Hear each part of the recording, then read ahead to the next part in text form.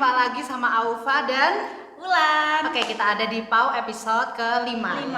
Oke, 5 guys. Alhamdulillah udah sampai episode 5 ya. Iya benar ya, Nggak walaupun pembahasan kita tidak penting ya, tapi semoga aja menurut kalian itu penting ya. Semoga ada sedikit manfaatnya. Benar ya, kalau kemarin kita udah ngomongin unta, laron dan sebagainya. Nah sekarang kita akan menuju ke satu hewan lagi gitu ya, yang bikin aku penasaran. Kalian kan ini udah musim penghujan, tapi udah mau agak berhenti ya karena udah Januari menuju Februari kan udah hujannya mau berhenti gitu ya. Iya. Tetapi itu ada satu hewan yang datang juga, sering datang ketika musim hujan. Selain laron ya tentunya. Ya, selain laron ya. Apa itu? Yaitu nyamuk ya. Oke, kalian pasti pernah melihat nyamuk kan? Gak mungkin kan hidup gak pernah lihat nyamuk Iya ya. pasti, apalagi di Indonesia ya. Iya, nyamuknya banyak banget. Terus salah satu cara untuk mengusir nyamuk itu biasanya kita pakai yang namanya obat nyamuk ya. Nah, tapi saya tiba-tiba berpikir ya, ketika ada obat nyamuk, saya sudah memakai obat nyamuk, entah itu pakai yang bakar, itu lotion Elektrik. atau yang elektrik atau yang semprot kayak gitu ya. Tapi saya tidak pernah melihat bangkai nyamuk ya. Apakah kalian pernah melihat bangkai nyamuk, guys? Kalau kalian pernah, coba komen ya nanti ya. Nah, tapi sekarang kita akan ngebahas dulu nih. Sebelum kita tahu di mana bangkainya gitu ya, kita akan bahas dulu nyamuk kenapa datangnya saat musim penghujan, terutama ya maksudnya. Terutama. Oke ya. Kenapa kok nyamuk datangnya pas musim hujan? Sebenarnya pas musim kemarau pun nyamuk itu datang, cuman kan nggak seintens kalau musim hujan. Kenapa? Karena kalau kita tahu tempat berkembang biaknya nyamuk itu, tempat nyamuk naruh telur atau jentik-jentiknya itu di mana? Di air. Di air kan. Kalau musim hujan itu kan banyak genangan air kan, maka otomatis akan banyak generasi-generasi nyamuk yang baru lahir kayak gitu. Oke. Nah terus generasi-generasi nyamuk itu kan nanti akan mencari inang untuk dihisap darahnya. Terutama manusia ya kan, ada juga dia juga menghisap hewan-hewan lain juga, mamalia lain juga. Tapi saya nggak pernah lihat nyamuk ngisep darah kucing ya. Atau mungkin nggak kelihatan. Kenapa nyamuk kok lebih suka menghisap darah manusia daripada darah kucing? Kenapa? Kan lebih susah ngakses kulit kucing. Oh iya ya. Karena bulunya tebal. Bulunya banyak ya. Coba kalau manusia bulunya banyak mungkin nggak suka juga ya. Iya, benar ya. Tapi kan jarang manusia yang bulunya itu Lebat. lebat banget kan. Makanya si nyamuk itu lebih suka ke manusia karena dia udah gampang kan, kulit semua, permukaannya luas, udah gitu. Tinggal nemplok, sep langsung dapat. Kayak gitu. Nah, apakah semua nyamuk kayak gitu? Nggak tahu ya. Nggak tahu. Nggak tahu. Kira-kira nyamuk tuh makannya apa sih, makanan utamanya? Wow, alam guys ya. Saya bukan generasi nyamuk dan saya bukan ratu nyamuk ya. Saya nggak tahu. Jadi nyamuk makannya apa, Mbak? Sebenarnya nyamuk itu vegetarian, guys. Hah, vegetarian? Vegan. Jadi nyamuk itu sebenarnya tidak makan darah kecuali kalau dia lagi hamil. Oh, Iya, jadi yang menggigit kita itu adalah nyamuk betina, bukan nyamuk jantan. berarti kita berdosa dong, Mbak. Membunuh nyamuk, apalagi dia Dan hamil. anak-anaknya. Iya, lagi hamil ya kan. Kan kalau ada lagi nemplok set, plak gitu kan ya. Kita membunuh. Tapi Tidak hanya nyamuk kan satu. merugikan. Iya. Berarti kita membunuh sesuatu yang merugikan. Berarti kita Boleh ya, nggak apa-apa ya. Nanti kalau ada hukumnya ke channel lain ya. Oke, kita lanjut. Jadi yang sebenarnya yang datang ke kita itu nyamuk mostly lebih banyaknya atau semua? semua tuh nyamuk betina. Oh, semua nyamuk betina. Untuk apa nyamuk betina itu kok?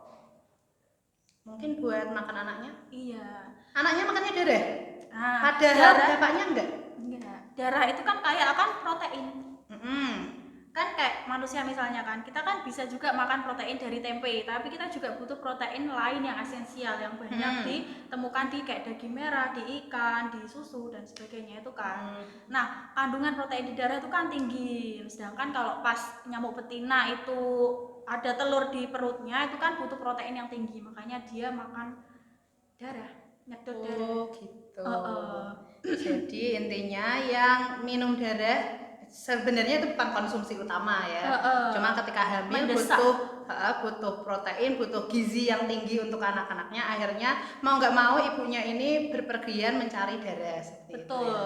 Jadi itu Mereka pengorbanan sedang ya. berjuang. Antara hidup dan mati ya. Iya, kalau nggak iya, kalau nggak dipak sama kita, diusir sama obat nyamuk. Nah, kita Atau ada disetrum. Nah, itu ya. Nah, sekarang kita mau ngomongin tentang obat nyamuk sendiri gitu ya. Tentang obat nyamuk Tadi kan sendiri. udah tahu ya datangnya dari mana, kenapa makan darah kita kayak gitu ya. Nah sekarang obat nyamuk. Kalau aku bakar obat nyamuk atau pakai semprot atau pakai elektrik, itu saya tidak pernah melihat bangkai nyamuk. Nah sebenarnya itu di mana? Apakah benar bunuh atau enggak? Atau iklan-iklan itu salah ya? Bunuh atau cuman ngusir ya? Nah itu iklannya salah nggak? Bisa dibilang nggak sepenuhnya salah sih. Membunuh atau mengusir ya. Jadi gini, nyamuk itu kan menemukan kita itu berdasarkan bau. Nah, Dia makanya kalau kalau nggak bisa ngeliat. dia melihat tapi penglihatannya itu hanya kayak nggak jelas gitu loh. Jadi lebih besar penciumannya kayak gitu. Penciumannya itu lebih kuat daripada penglihatannya. Makanya dia itu mengendus-ngendus mana yang, makanya untuk kalian yang nggak mandi atau jarang mandi, kita kan di daerah tropis ya, maka otomatis kan lebih mudah berkeringat kayak gitu. Itu akan mengundang nyamuk untuk datang. Oh, that's why kalau habis mandi aku ya, nyamuk itu jarang datang. Karena Daripada wangi. ketika kita sudah kusem ya, gitu ya. Karena wangi kayak gitu. Karena wangi. Nyamuknya datang, terus juga kalau kita bernafas kita mengeluarkan CO2. CO2 itu nanti akan mengundang nyamuk untuk datang. CO2 ada CO2 dia akan mendekat, terus kemudian sumber CO2-nya kan dari hembusan hidung kan. Oh, berarti ini ada organismenya nih di sini. Barulah dia. Kalau kita gini Mbak, nafas gini terus pergi keluar, nyamuknya bingung. Bingung. Oh, Ada gitu. CO2 tapi nggak ada orangnya gitu. Oh gitu ya, itu berarti kalian harus mengatur nafas ya. Oke. Iya gitu kan. Kalau udah ditemukan, nah kita kan biasanya menggunakan yang namanya pengusir nyamuk atau pembunuh nyamuk. Entah itu dalam bentuk semprot ataupun elektrik atau juga dalam bentuk bakar. Itu Lotion semua juga ya? lotion juga itu semua mengandung yang namanya pestisida.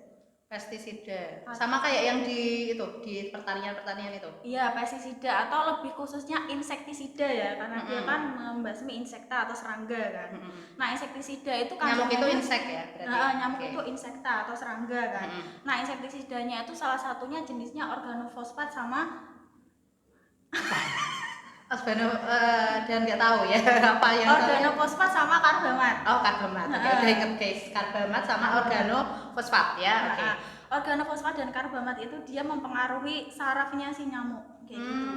Jadi kalau misalnya kita sudah belajar tentang neuron atau sel saraf ya, Neuron. itu kan ada badan sel ya kan. Yeah. Ya, terus ada akson yang panjang itu kan. Terus di cabang-cabang akson itu kan adalah ujung akson, ya kan. Nah kita ibaratkan ini adalah ujung akson. Ya. Kemudian ujung akson harus ketemu lagi dengan ujung akson yang lain kan, untuk menghantarkan impuls saraf. Ya, biar dia kalau kita berpikir terus nyampe otak gitu ya. Maksudnya kalau itu berarti biar nyampe ke sel saraf si berikutnya kayak gitu, supaya bisa berpikir gitu kan. Berpikir kan tidak cuma untuk memikirkan persoalan tapi untuk bergerak itu kan juga butuh respon saraf kan kayak gitu. Nah, terus si nyamuk tadi ketika udah ke sana, nah kalau ada si tadi organofosfat sama karbamat itu nanti si bagian ujung akson ini itu komunikasinya lewat asetilkolin. Asetilkolin itu adalah salah satu jenis neurotransmitter atau zat kimia penghantar impuls.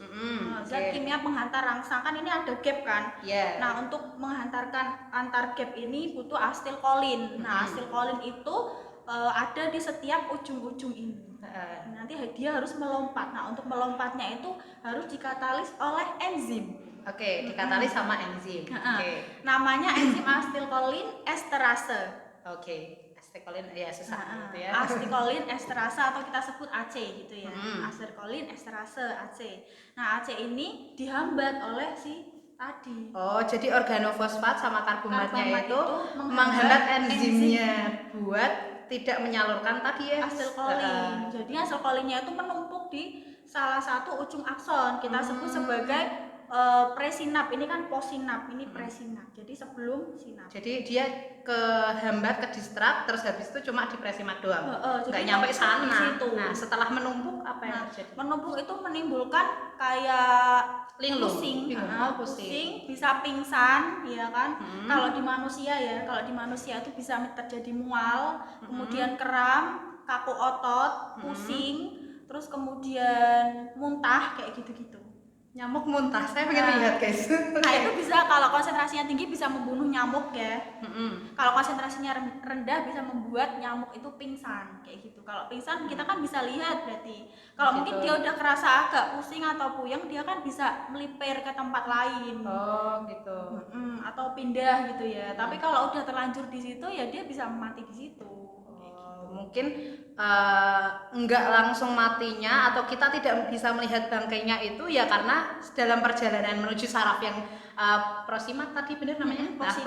Posinat itu, maka mereka mungkin melipir dulu nyari tempat istirahat, tongkrongan gitu ya, biar nggak kelihatan manusia. Kan kalau kita kelihatan dia jatuh di situ pasti kita akan menepoknya lagi gitu ya. Harapan hidupnya rendah ya. Jadi mereka mencari mungkin tempat gelap atau tempat apa biar tidak kelihatan manusia. Iya, sambil memulihkan.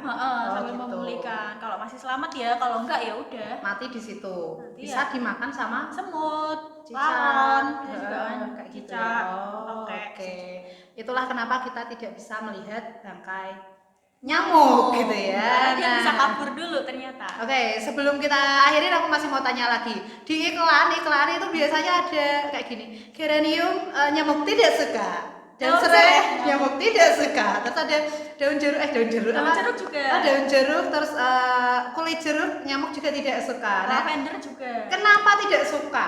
Apakah kalau aku misalkan mengganti obat nyamuk tadi, saya ganti di rumah itu menjadi pasar jeruk gitu ya, tak ganti ada kulit jeruk gitu kan? Nah, nyamuk tidak akan datang atau bagaimana? Bisa jadi ya. Jadi yang disebutkan tadi ada daun jeruk, daun serai, kemudian ada geranium. Itu semua tuh menghasilkan minyak atsiri. Minyak atsiri. Yang kandungannya itu adalah salah satunya citronella. Citronella itu adalah suatu minyak tumbuhan yang dia tuh mudah menguap ke udara. Nah, dia tuh menimbulkan bau yang enak kayak gitu, bau yang enak buat kita. Buat kita, tapi tidak disukai nyamuk karena kan kita tahu nyamuk itu suka bau yang nggak enak gitu loh.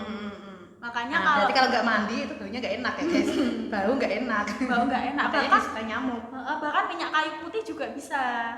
Minyak kayu putih itu bisa. Atsiri juga itu minyak kayu putih. Iya pernah lihat ada tulisannya atsiri gitu ya. Atsiri. Atsiri itu minyak gimana sih? Atsiri itu minyak tumbuhan. Minyak tumbuhan. Gitu. Salah satunya minyak kayu putih, ada minyak apa ya? Minyak apa sih? Oh berarti aku nggak jadi dagang jeruk mbak ya. Cukup pakai minyak kayu putih aja. Ya, itu gampang kayaknya. Lebih gampang daripada aku menimbun jeruk kan ya. Menimbulkan sampah baru ya. Bisa juga ini kulit jeruk daripada dibuang gitu aja kan, kulit jeruknya dikeringkan, habis itu dibakar kayak obat nyamuk bakar. Bisa Kayak gitu. Kandungan atsirinya masih ada di situ. Masih ada. Soalnya kan kalau yang mengandung pestisida tadi itu kan bahaya toh buat kesehatan kalau lama. Meskipun itu konsentrasinya kan sedikit, hanya. Berarti kalau yang lotion itu juga ada pestisidanya? Ada. Dan itu juga ada aroma-aromanya juga kan. Itu kalau nggak sengaja kita jilat itu rasanya pahit loh. Kayak gitu. Nah, itu berarti mencegah nyamuk untuk menggigit. Kalau bisa kurangin penggunaan lotion ya. Ganti lotion Anda menjadi minyak kayu putih. Iya kan, iya benar kan ya. Kita solutif lebih sehat gitu ya. Dan kalau kita menjilat minyak kayu putih suara kita bisa bagus ya. Oke. Kenapa bisa bagus? Mungkin kita akan kasih di episode selanjutnya ya. Enggak tahu juga episode selanjutnya apa ya.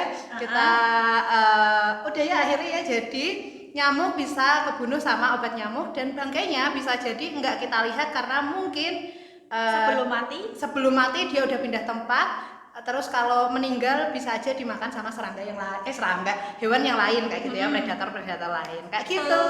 Itu tadi episode kita Pau hari ini yang kelima ya. Habis ini moga aja bisa lanjut lagi yang keenam ya, dan seterusnya, amin. So jangan lupa like, comment, and subscribe ya, gak hanya channel Alfa tapi juga channelnya Mbak Wulan di Retno Wulan ya. Ada di deskripsi box. So see you next time. Assalamualaikum warahmatullahi wabarakatuh. Dadah.